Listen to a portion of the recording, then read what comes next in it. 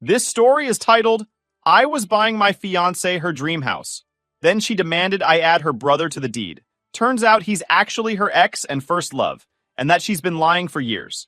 Hey everyone, before we jump into today's video, I need your help. We've noticed the channel is losing some traction, and subscribing is one of the best ways you can support us. It's quick, free, and it helps us keep bringing you awesome content. Your support means the world. Let's keep this channel growing together. Thanks so much. Now let's start the video. So, here's the backstory. I, 30 male, met Sarah, 26 female, when I was 25, and she was this shy new girl working behind the counter of my favorite Greasy Spoon diner. You know those places, slightly dingy, coffee that tastes like regret, and pancakes that somehow slap every single time. My buddy Ryan and I would hit it up after work, half for the food, half to rant about life. The day I first saw Sarah, though, I barely noticed Ryan's whining about his boss. There she was, tying her apron, looking perfect. Big brown eyes, dark hair tucked into a messy ponytail, and a smile that could fix a bad day. My order came out as scrambled sentences, because my brain decided to short-circuit when she said, "What can I get you?" in that sweet voice of hers. Ryan, of course, noticed. Dude, stop being weird. If you're into her, just say something. I wasn't exactly smooth back then. The thought of walking up and being shot down in front of Ryan, who would 100% roast me, didn't sit well. Instead, I fumbled for a napkin and scrawled out my name and number with my garbage handwriting. I can still remember how my palms were sweaty when I paid for our food and slipped the note over. She blushed, actually blushed, when she realized what I'd done. She's not gonna call, Ryan snorted as we left. But guess what? She did, that same night. We ended up talking on the phone for hours. I couldn't tell you what about, probably dumb stuff like favorite movies or her hatred for pineapple on pizza, but I remember it felt easy, natural, like I'd known her for years, even though I'd barely seen her outside of a diner counter. By the time we hung up at 3 a.m., I was already half smitten. Over the next few months, Sarah and I were inseparable. She had this way of making every small thing feel like a big deal. We'd walk through the park, she'd point out every stray cat and give it an imaginary name. We'd hit up cheap diners, and she'd try to guess my order before I said it. It wasn't about flashy dates or extravagant plans. Being with her just made everything better. I'd been in relationships before, but nothing like this. Nothing real. With Sarah, I felt like I could finally breathe. It's cliché, I know, but when you meet someone who feels like home, you stop looking elsewhere. Looking back, there were cracks in the perfect picture even then. Subtle, but there. Sarah didn't talk much about her family except to say she didn't have one. She was raised in the foster system, bouncing from home to home until she aged out. It made sense why she was guarded at first, and honestly, my heart broke for her. I grew up with 2 loving parents, an older sister, and a dog that still gets Christmas presents. Stability was my normal, but for Sarah, it was a foreign concept. The one thing she did talk about was her brother, Mark. She said Mark wasn't her biological brother, but someone she'd met in foster care. They'd been close since childhood, and he was her only family. I didn't question it too hard. I mean, if you grew up without parents or siblings, clinging to someone who understood you makes sense, right? She would tell me stories about how Mark always looked out for her when no one else did, standing up to bullies, sneaking her snacks in group homes, comforting her when she had no one else. At first, I admired it. I thought it was sweet. How could you not root for someone who fought through hell and still had someone to lean on? But slowly, her brotherly bond with Mark started to feel off. I didn't want to admit it at first, but the dude's presence was everywhere. Sarah talked about him nonstop. He'd call her every night, no matter what we were doing, and she'd always pick up. Dinner dates, movies, random evenings cuddled on the couch. If Mark called, our time was put on pause. One night, after months of dating, I asked her point blank, "Why does he call you so much?" She tilted her head and looked at me like I'd grown a second nose. "Because we're close, duh. He's my brother. You wouldn't get it." Okay, fine. Maybe I wouldn't get it because my older sister and I weren't calling each other 24/7, but whatever. I wasn't about to ruin a good thing over something minor. Relationships are about trust, right? I trusted Sarah. Things started to feel more questionable when I FaceTimed her late one night. It was just supposed to be a quick good night call since she'd been working late shifts at the diner. Instead, the camera panned to Mark, shirtless, sprawled right next to her in her bed. "What the hell is Mark doing there?" I asked, feeling my stomach drop. Sarah rolled her eyes like I was the crazy one. "Relax. He's going through a bad breakup and didn't want to sleep alone. My bed's bigger than the couch, so I let him crash here. It's not a big deal. You're telling me your brother, not your real brother, mind you, is just sharing your bed? And that's normal to you? She scoffed. God, you sound jealous. It's Mark. He's family. You'd understand if you were close to your sister. I let it go, but it didn't sit right with me. Things got more serious when Sarah's lease was ending. She didn't have much money because she was between jobs. One night over takeout, she brought it up. I was thinking, maybe I could move in with you? I hesitated. Not because I didn't want her there, I did, but because moving in meant bigger commitments. Financial ones, especially. But she hit me with those big brown eyes and said, I'd feel safer with you, you know? I don't have anywhere else to go. Boom. Done. The girl had me wrapped around her finger. Sarah moved in a week later. I covered everything. Rent, utilities, groceries. She said she'd contribute when she got a better job, but of course that never happened. I didn't mind at first because I loved her. I wanted to take care of her. But the constant calls from Mark? The way she'd drop everything to see him? The weird closeness I couldn't put my finger on? It was like an itch I couldn't scratch. I should have known that my dream girl was hiding something massive. When Sarah moved in with me, I was honestly thrilled at first. I mean, I'd spent years in that house alone. It felt like the natural next step for us. She'd finally have stability, and we'd get to spend more time together. I had a 6-figure income, a nice house with plenty of room, and I figured, why not? I didn't want to be the guy who nickels and dimes his girlfriend when I knew her financial situation was crap. So I told her not to worry about rent or bills. I'd handle it. That was mistake number 1. Because once Sarah realized she didn't need to contribute anything, it was like she settled into queen mode. Suddenly, our place wasn't my house anymore. It was ours. She redecorated without asking, threw out some of my stuff because it didn't match her vibe, and invited her brother Mark over whenever she damn well pleased. Now, I wasn't thrilled about Mark's constant presence, but at first I tried to make an effort. Sarah wanted me to get along with him, so I figured, sure, I'll play nice. I bought some drinks, ordered pizza, and let him come over for a weekend. The first time Mark showed up, though, I knew something was off. This guy didn't walk into my house like a guest. He strutted in like he owned the place, didn't shake my hand, didn't say thank you when I offered him a drink. Hell, he barely even looked at me. He just dropped his duffel bag in the middle of my living room, sprawled on the couch like he was claiming it, and barked, "Hey Sarah, grab me a drink." I literally did a double take. Sarah, instead of calling him out for being a rude ass, smiled and said, "Sure, Marky." Marky? The dude was a full-grown adult and acting like a toddler demanding juice boxes. Meanwhile, I'm just standing there, holding the beer I bought, wondering why this guy was acting like I was the intruder in my own home. It only got worse from there. The weekend was a total nightmare. Mark had no concept of boundaries. He would follow Sarah around the house, sit way too close to her on the couch, and laugh obnoxiously loud at every single thing she said, even if it wasn't remotely funny. I'd be sitting right there next to them, third-wheeling in my own relationship. At one point, Sarah got up to grab snacks, leaving us alone for maybe 30 seconds. Mark just stared at me with this smug look on his face, like he was sizing me up. "You're lucky," he finally muttered. I blinked. Huh? He leaned back, still staring me down. Sarah's always had someone looking after her. First me, now you. Good thing, too. She doesn't handle being alone well. The way he said it, like he was still her guardian or something, made my skin crawl. Before I could respond, Sarah walked back in, and Mark switched back to his charming brother act. That night, I told Sarah I wasn't comfortable with Mark staying over again. Her reaction? Total meltdown. "You don't get it," she snapped. "Mark's been through so much and he doesn't have anyone else. He needs me." I rubbed my temples, trying to stay calm. "Sarah, he doesn't need to be here every weekend. And the way he talks to you, it's weird."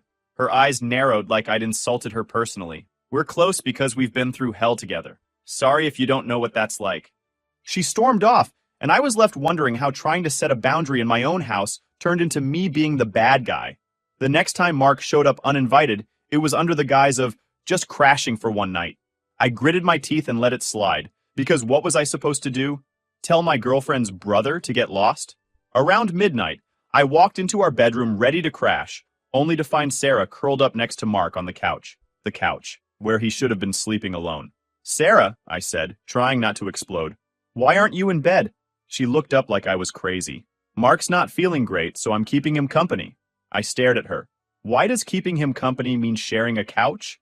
He's a grown man, not a kid afraid of the dark. She rolled her eyes. You're making this into something it's not. Go to bed. I'll come up in a bit. Well, she didn't. I spent that whole night tossing and turning, trying to ignore the anger boiling in my chest. The next morning, when I brought it up again, she pulled the classic Sarah defense. You're just jealous, aren't you? He's my brother.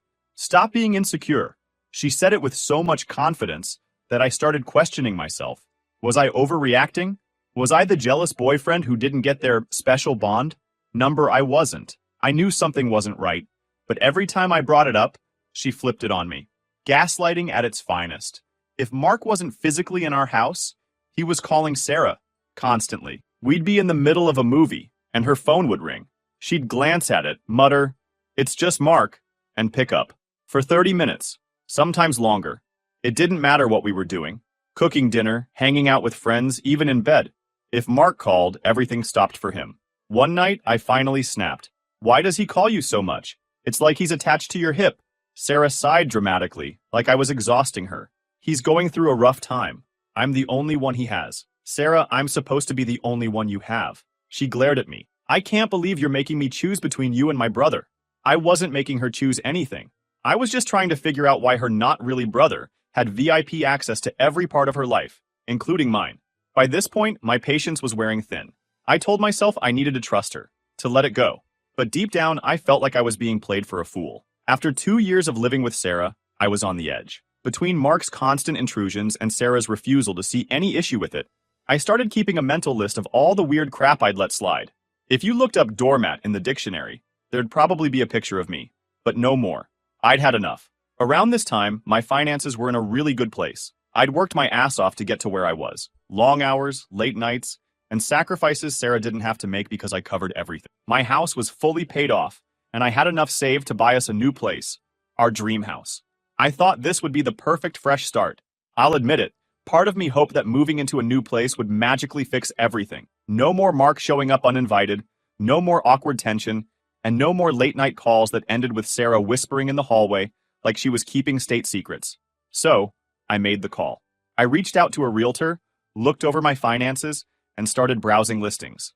I found a gorgeous property about an hour outside the city. Big backyard, huge kitchen, and even an office space for Sarah since she'd started working from home. When I told her the news, she practically jumped into my arms.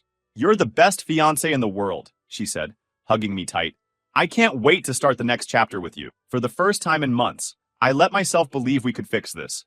I was stupidly optimistic. Like an idiot, I let my guard down. After weeks of house hunting, Sarah and I finally found the one. This place was perfect. White picket fence, a massive backyard for BBQs, and a kitchen that made me want to pretend I could cook. I was ready to sign the papers that week. Then Sarah hit me with the demand. "Hey," she started sweetly, curling up next to me on the couch. That fake sweetness usually meant she was about to ask for something ridiculous. "When you put the house deed together, I was thinking, you should add Mark's name too." I actually laughed, thinking I'd misheard her. "What?" She blinked innocently. "Mark's name. On the house deed now, I'm no pushover anymore." I looked her dead in the eye and said, "Sarah, are you high? Why the hell would I put Mark's name on my house?" She didn't like that. "It's our house," she shot back, folding her arms. "And Mark's family. He's been there for me when no one else was. I want him included." I couldn't believe what I was hearing. I'd tolerated a lot. But this?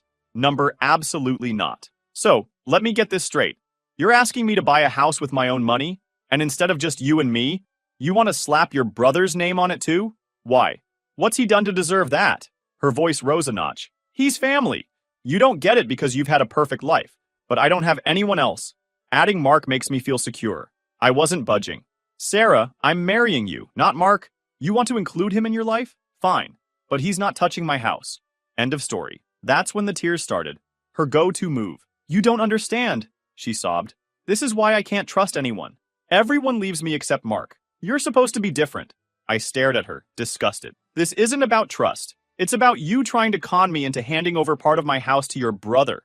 And I'm not stupid enough to fall for it." The argument went on for hours.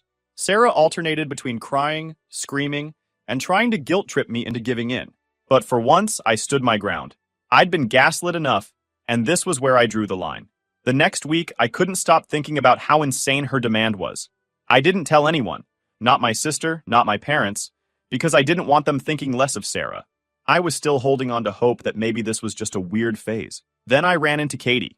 Katie was Sarah's best friend from college. She was one of those people who overshares everything, which turned out to be very useful for me. We bumped into each other at a coffee shop near my office, and after some casual small talk, she asked how the wedding planning was going. I shrugged. We're stuck on a house issue. What house issue? She asked, sipping her latte. I sighed and told her about Sarah's demand to put Mark's name on the house deed. Katie's smile froze mid-sip. Wait, what did you say? She wants Mark's name on the deed, I repeated. She says he's family, and she wants him included. Katie put her drink down, her face pale. You don't know, do you? Know what? I asked, my stomach twisting into knots. Katie hesitated like she didn't want to be the one to tell me, but finally, she said it. Mark isn't her brother. He's her ex-boyfriend. I froze. What? Yeah. They dated for years when they were in foster care. After they broke up, they started telling people they were siblings to avoid judgment. I thought you knew. I stared at her, speechless. My mind raced back to every brotherly hug, every weird sleepover, and every phone call that interrupted our dates.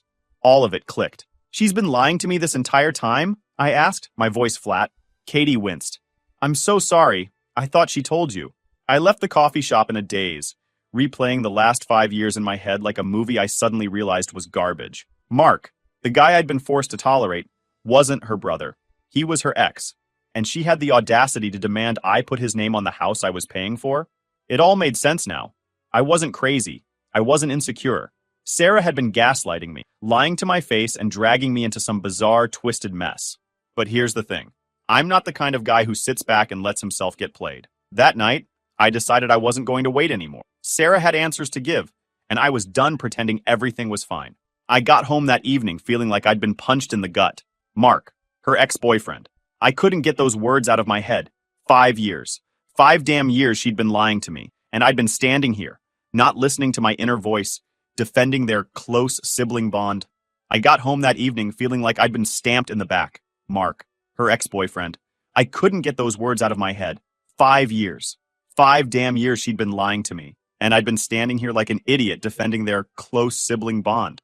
I walked through the door, and there she was, lounging on my couch with her feet up like she didn't have a care in the world. Hey, babe, she said, flipping through Netflix like she hadn't spent the last few years gaslighting me. I dropped my keys on the counter a little harder than I needed to. We need to talk. Sarah glanced over, still annoyingly calm.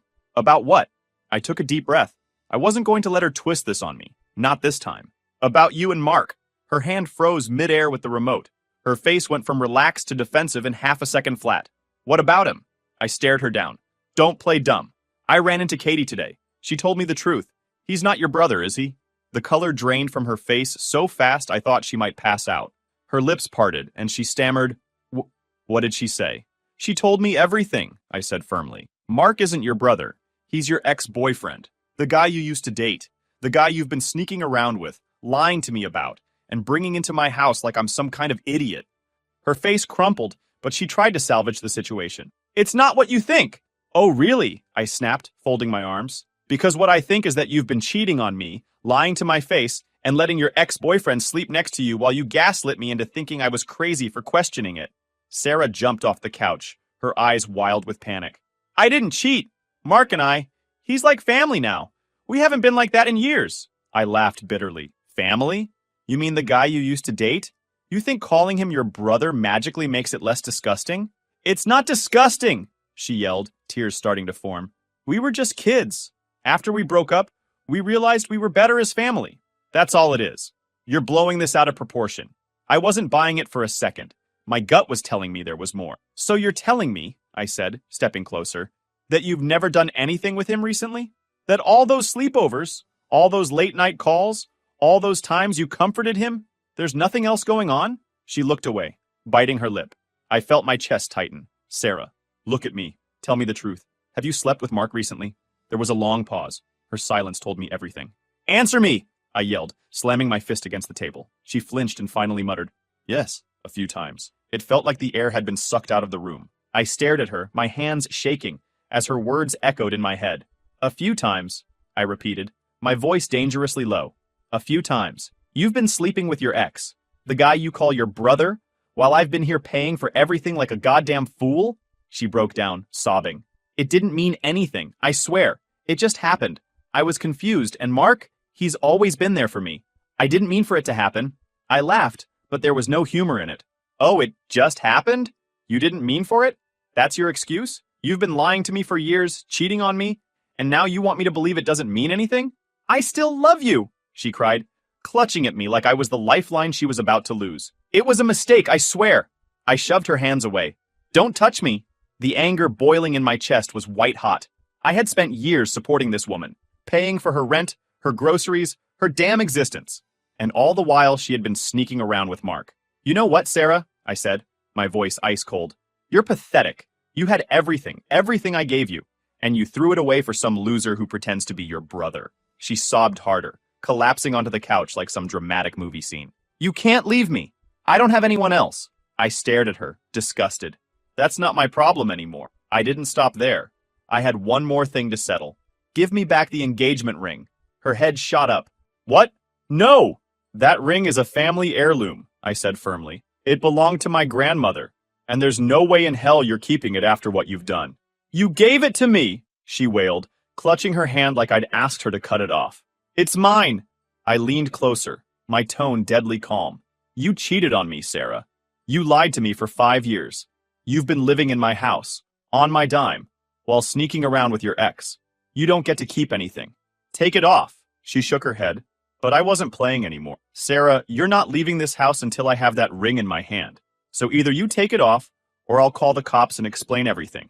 Your choice. That did it. Sobbing and shaking, she pulled the ring off and slammed it onto the coffee table. You're heartless, she screamed. I pocketed the ring without another word. You have 1 hour to pack your stuff and call a ride. She cried, begged, and tried every manipulation trick she had left. But I didn't care. I was done.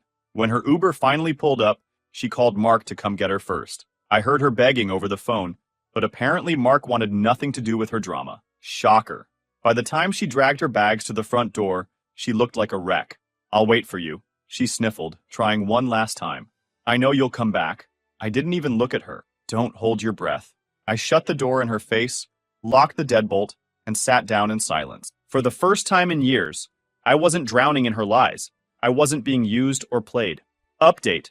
Turns out my fiancé's brother was her ex. I kicked her out, and karma did the rest. Hey Reddit.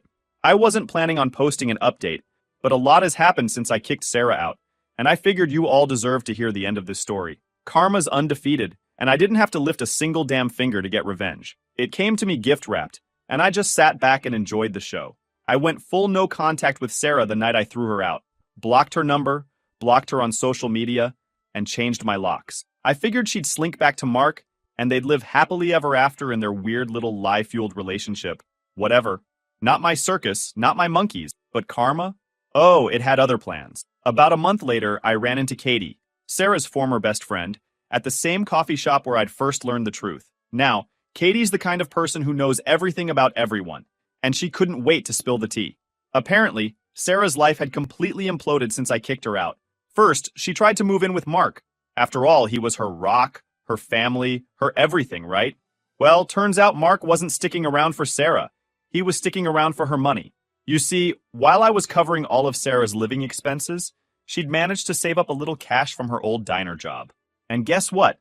She'd been funneling it straight to Mark. Groceries, rent when he was short, a brand new phone after his broke. You name it, Sarah paid for it. She was basically Mark's sugar mama. The second I cut her off and she had no place to live, her savings disappeared fast. That's when she turned to Mark, probably thinking he'd let her stay with him. Except Mark, being the piece of work he is, flat out ghosted her, stopped answering her calls, blocked her on socials, and left her stranded. Katie told me Sarah had been couch surfing ever since, bouncing between old coworkers and barely scraping by. She was broke, alone, and miserable. And me? I couldn't stop smiling. I know that sounds cold, but come on. This was karma doing its thing, and I had front row seats. The guy she cheated with dumped her the second she couldn't fund his life anymore. You love to see it. Now, here's where it gets even better. A week after hearing all this from Katie, I got a text from an unknown number. It was one of those long, rambling paragraphs. You know the kind. I knew it was Sarah before I even read it. Here's a highlight reel. I'm so sorry for everything. I know I messed up and I regret everything I did. I don't have anyone else and I miss you so much. You were the best thing that ever happened to me. Please give me a chance to explain and fix this. I'll do anything. Oh, now you miss me? Now I'm the best thing that ever happened to you? I didn't respond. Blocked the number. The next day, she tried calling from another number. I let it go to voicemail. Cue the crying, sniffly sobs, and the whole, I don't have anyone else. Please don't abandon me like everyone else did, routine. I don't know what she expected. Did she think I'd hear her crying and just forget the months of lying, cheating, and gaslighting? I don't negotiate with manipulators. The cherry on top came a couple of weeks ago. I was out grabbing groceries, just minding my own business, when I spotted her near the frozen food section. And let me tell you, she looked rough. Her hair was greasy, her clothes were wrinkled, and she had that hollow look people get when their life is in free fall. She saw me almost immediately and made a beeline toward me. Hey, she said softly, her voice shaking. I gave her the kind of nod you give to a stranger you pass on the street. Sarah? Her eyes welled up with tears. How have you been? I smiled. Fantastic. She flinched, and I swear I saw her lip tremble. I miss you, she said. I know I messed up. I didn't realize what I had until I lost it. I've been thinking about us a lot, and I just want to fix it. I tilted my head like I was considering it. Yeah, I don't think so. Her face crumpled. Please, I don't have anyone else. I didn't even feel bad. That's not my problem anymore, Sarah. You chose this. You chose to cheat. You chose to lie. And now you're dealing with the consequences. I made a mistake, she said weakly.